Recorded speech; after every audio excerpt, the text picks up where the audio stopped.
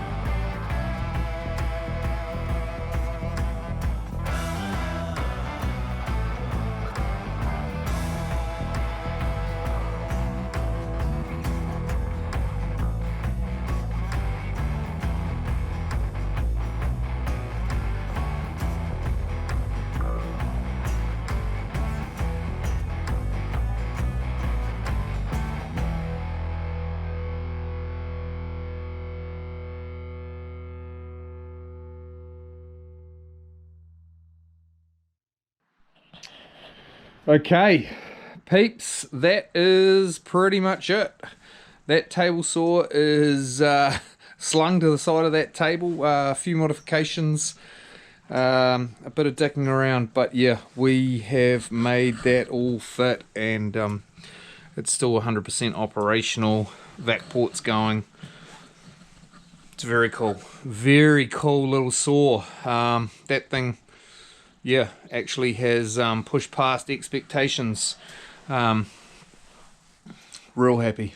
I'm running that on AC at the moment, and I tell you what, also just probably more good luck than good management, but the table supplied with it has worked out with just 2 sheets of 12mm ply packed up, so that 24mm, it ends up being, with the saw on it, exactly the same height as the table. So we've got options for where we wheel the saw up to the bench rather than putting it on our pull-out struts, and also it kind of makes a real handy little tool bench just to rest your gear on if you haven't got enough storage in the guts.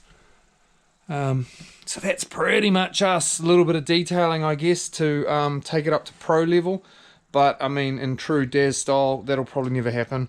This thing's going to go to site and start getting its work on, and hopefully we can turn this into some money for us, just in faster production, better turnaround, and just having that super sweet finishing arena where you can get in your happy carpentry place. This has been a super cool project, and if it's the type of thing that you would like to do yourself, I would highly recommend buying Ron Paulk's plans for the $10 US and just getting down with it. I know I said it was only going to take me 2 days. What an absolute muppet. There's literally a cubic shit ton of work in this. That's why you don't get me to price jobs. A monumental screw up.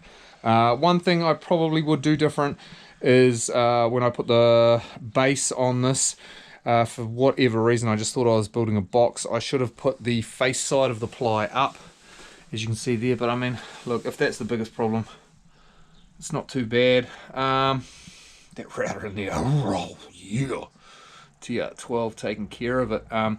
The router table being set up like this is just truly is fantastic for me, actually. I haven't had this before, and it really just opens up more and more possibilities for the router. And I guess the router is one of those tools where you just keep on learning. It's yeah, really good. So like I say, if this is something that you're interested in, get the plans, get into it, and it keeps you out in the shed doing what we do. This has been super cool, and I'm really stoked I have one now. Really stoked. Great project. Thanks to HiKOKI for everything supplied, and Carbotech.